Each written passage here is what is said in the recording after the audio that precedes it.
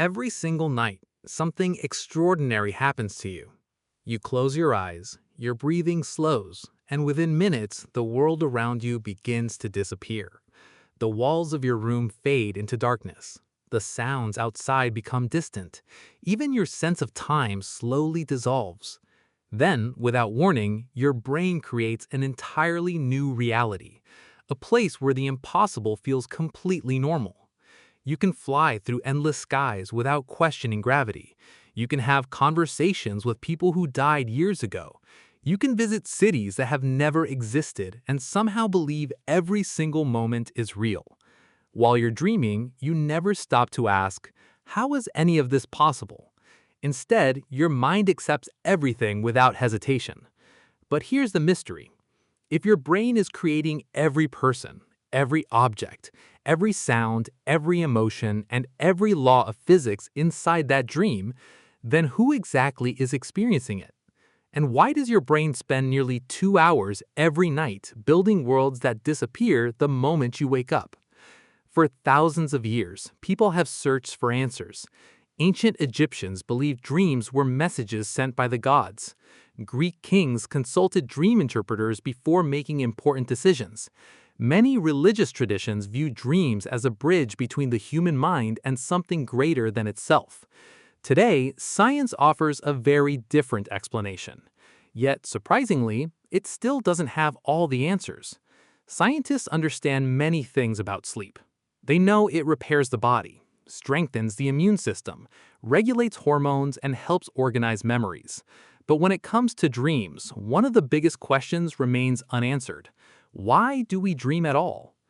To understand that question, we first need to understand what happens inside your brain after you fall asleep. Most people think the brain simply switches off during sleep. It doesn't. In fact, during certain stages of sleep, your brain becomes almost as active as it is when you're awake. Sleep happens in cycles, and each cycle lasts roughly 90 minutes. During the early stages, your heartbeat slows, your muscles relax, and your brain waves become calmer. But then something fascinating happens. Your brain enters a stage called REM sleep, short for rapid eye movement. This is where most vivid dreams occur. Although your body is almost completely paralyzed to stop you from acting out your dreams, your brain is incredibly busy. Regions responsible for emotions, imagination, and visual processing become highly active, while the part of the brain responsible for logical thinking and critical judgment becomes less active. That explains something strange. During a dream, you rarely question impossible events. Your brain has temporarily turned down the system that normally says, wait, this doesn't make sense. Instead, it fully immerses you in a story that feels completely real. But why tell stories at all? One of the strongest scientific explanations is called the memory consolidation theory.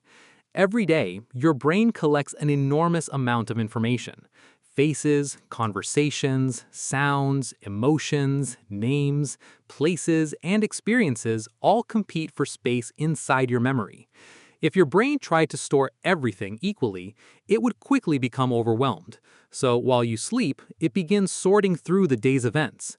Important memories are strengthened. Unimportant details are gradually discarded. Think of it like organizing thousands of files on a computer. Without that process, finding anything later would become almost impossible. Research has repeatedly shown that people who sleep well remember information better than those who stay awake all night. In other words, sleep doesn't simply rest. It's one of the busiest work shifts your brain ever performs. But memory alone doesn't explain dreams. If dreams only organize information, why are they so emotional? Why do they tell stories instead of simply replaying yesterday's events? This led scientists to another fascinating theory. The emotional regulation theory suggests that dreams help us process emotions we couldn't fully deal with during the day. Imagine arguing with someone you love. You may think you've moved on, but your brain hasn't. While you sleep, it continues processing that experience, trying to understand what happened, what it meant, and how you should respond in the future. Sometimes those emotions appear directly. Other times they become symbols, a locked door, a collapsing bridge, a never-ending staircase. The dream may not literally represent reality, but it may represent the emotions hidden beneath it. And perhaps that's why some dreams stay with us long after we've woken up. Not because they predicted the future, but because they revealed something about ourselves that we hadn't yet realized. But dreams don't just help us remember the past. Some scientists believe they help us prepare for the future. This idea is known as the threat simulation theory, proposed by Finnish neuroscientist Antti Revonsu. According to this theory, dreaming acts like a virtual reality simulator built by evolution. Long before humans lived in cities, our ancestors faced predators, dangerous environments, and constant uncertainty. Those who could mentally rehearse dangerous situations had a better chance of surviving when those situations happened in real life. Think about the most common dreams people experience: being chased, falling from great heights, missing an important event, losing someone they love. These dreams aren't random. Many of them involve stress, danger, or uncertainty. Your brain may be running emergency drills while you sleep, allowing you to practice emotional and behavioral responses in a completely safe environment. If that's true, dreams aren't meaningless stories. They're training exercises. But not every scientist agrees. In 1977, researchers J. Allen Hobson and Robert McCarley proposed a completely different explanation called the activation synthesis theory. According to this idea, dreams don't begin with hidden meanings or emotional messages. Instead, they begin with random electrical signals inside the sleeping brain. Imagine turning on a television that's constantly switching between hundreds of channels. Random images flash across the screen with no clear story. Your brain hates randomness, so it immediately starts connecting those unrelated images into a narrative that feels logical. In other words, dreams might simply be your brain trying to make sense of random neuroactivity. This theory challenged the long-held belief that every dream carries a deep symbolic meaning. Instead, it suggested that meaning comes after the dream is created, not before. So which theory is correct? The truth is, we don't know. Modern neuroscience suggests the answer may be a combination of several theories rather than just one. Dreams probably help organize memories, regulate emotions, simulate future situations, and sometimes create stories from spontaneous brain activity, all at the same time.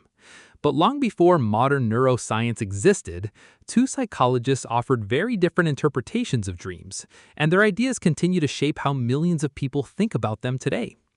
The first was Sigmund Freud. Freud believed dreams were the royal road to the unconscious. According to him, many of our deepest desires and fears are hidden because society teaches us to suppress them. During the day, the conscious mind keeps these thoughts under control. But while we sleep, that control weakens. The unconscious begins speaking, not directly, but through symbols. A dream, according to Freud, has two layers. The first is the manifest content, the story you actually remember, the people, the places, the strange events. The second is the latent content, the hidden psychological meaning behind those symbols. For example, dreaming about being trapped inside a small room might not literally be about a room. Freud would argue it represents a feeling of emotional restriction or internal conflict. Many of Freud's ideas were groundbreaking for their time. However, modern psychology criticizes many of his interpretations because they are difficult to test scientifically. His theories remain historically influential, but they are not considered established scientific facts. Then came another psychologist who looked at dreams from a very different perspective. Carl Jung agreed that dreams came from the unconscious, but he believed they weren't simply hiding repressed desires. He believed they were trying to help us. Jung proposed that every human mind contains two levels of the unconscious. The first is the personal unconscious, which stores forgotten memories, emotions, and experiences unique to each individual.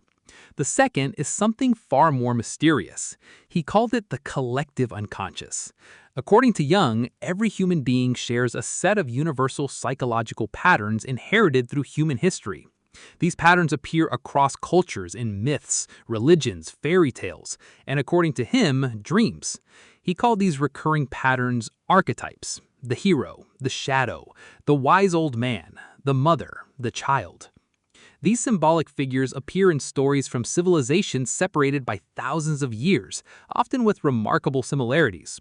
Jung believed dreams use these archetypes because symbols communicate emotions more effectively than ordinary language.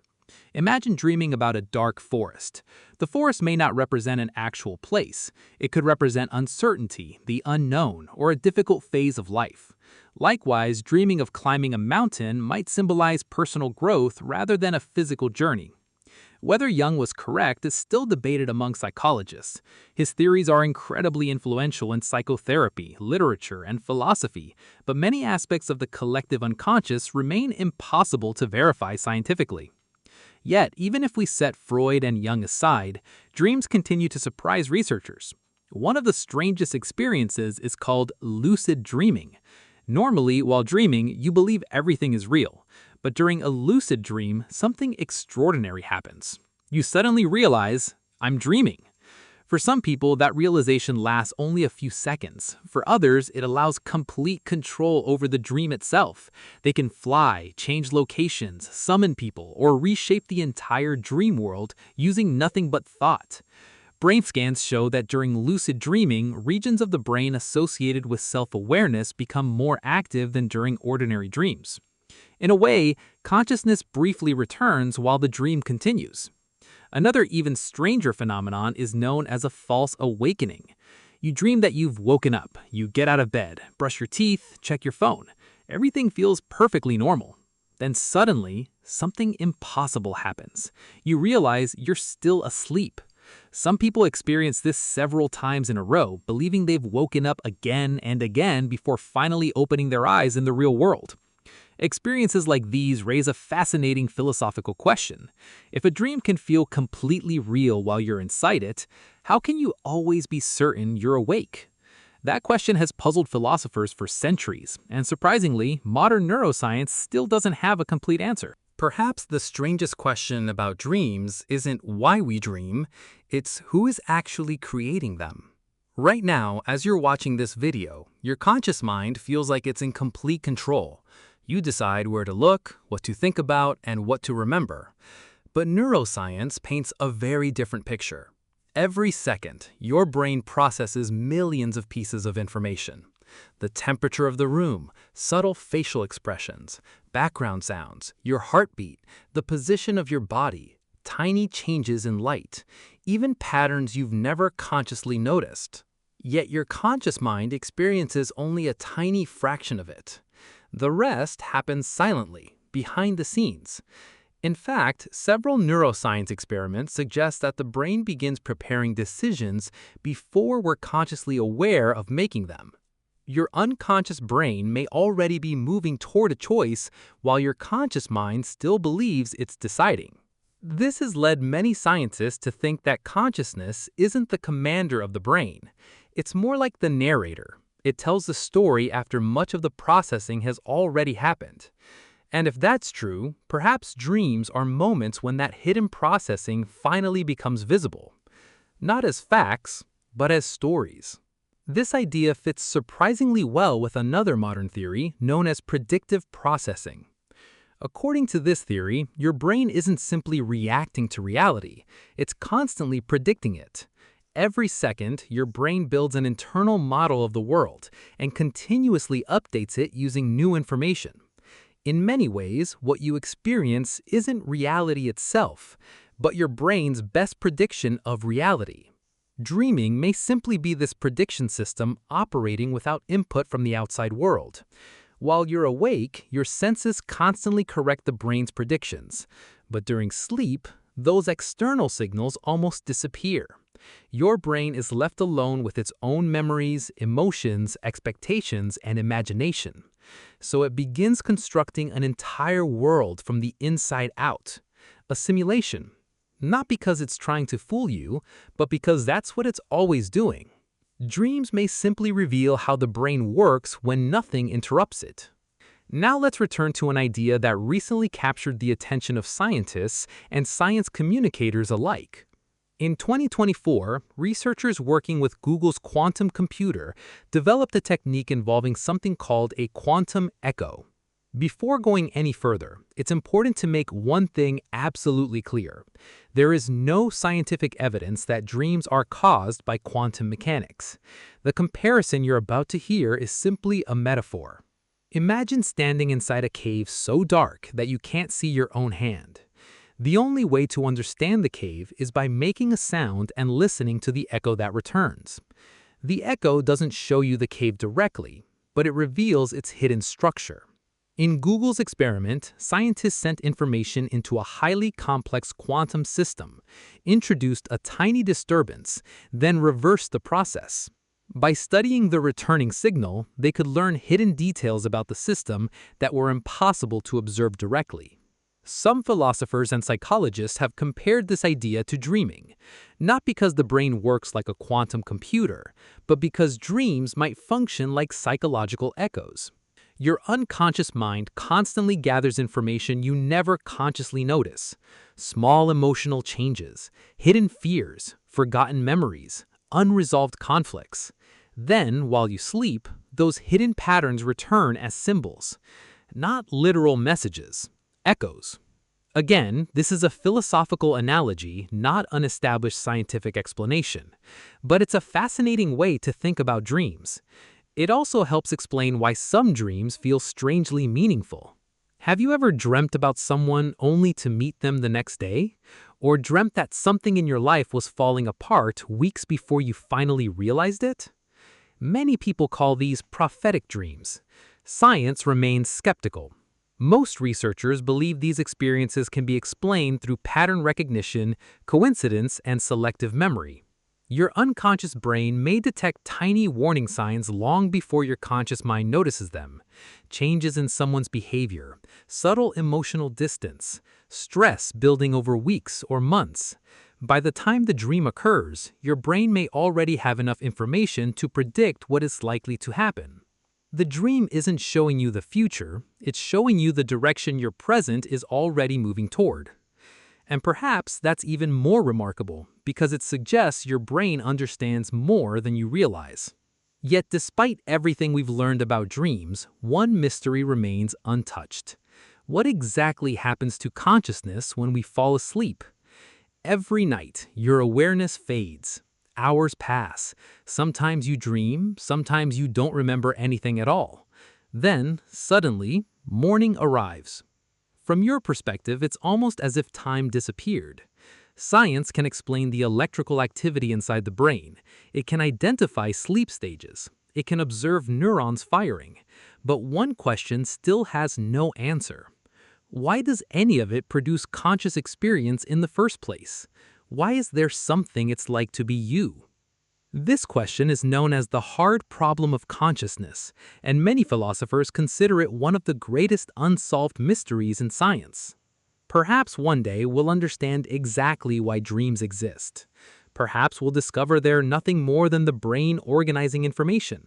Or perhaps there's something more complex, a window into the hidden machinery of the mind. For now, no single theory explains every dream. Memory consolidation explains some, emotional processing explains others. Threat simulation, predictive processing, activation synthesis, Freud's symbolism, Jung's unconscious, each theory reveals a different piece of the puzzle. None of them tells the whole story. And maybe that's what makes dreams so fascinating. Every single night, your brain creates an entire universe. It writes the story, designs the world, creates every face, every conversation, every sound, every emotion. Then, just before morning, it erases almost all of it. Perhaps the greatest mystery isn't that dreams feel real. Perhaps it's that your brain is capable of creating realities so convincing that for a few brief hours, you never question them at all. So tonight, when you close your eyes and another world begins to form, remember this. Your dreams may not be messages from another universe, but they might just be messages from the most mysterious universe you'll ever explore. The one inside your own mind. Because sometimes the greatest mysteries aren't hidden somewhere out in the cosmos, they're waiting quietly behind your closed eyes.